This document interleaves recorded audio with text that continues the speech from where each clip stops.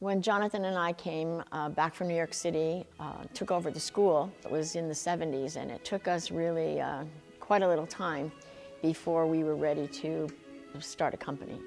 Maine State Ballet started in the 80s. It took quite a little while to get the mindset of the dancers correct in that they needed to be here more than 1 hour a week, to understand that this is a dedication that you have to commit to. It's very demanding, and it took a little while.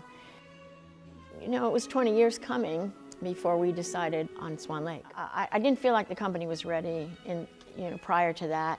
It took the addition of Gail Chobo, because obviously this is an enormous ballet that needs hundreds of costumes. We needed somebody who was able to do that, designer, costumer, which Gail was. We needed to train enough dancers to get through all 4 acts.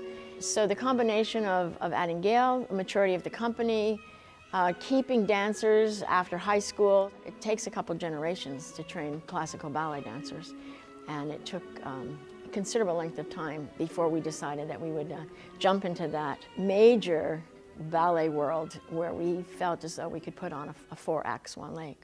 So in that original production, we were able to have Janet Davis and her wonderful husband Glenn Davis as the principals in that production, and that was quite a learning process. No one in our company had ever taken on that kind of a role. So that was an amazing experience of taking 2 dancers grown in Maine and taking all my background, which I had learned directly from Madame Danilova, and having them understand the concepts of what it's like to dance Swan Queen and Prince Siegfried.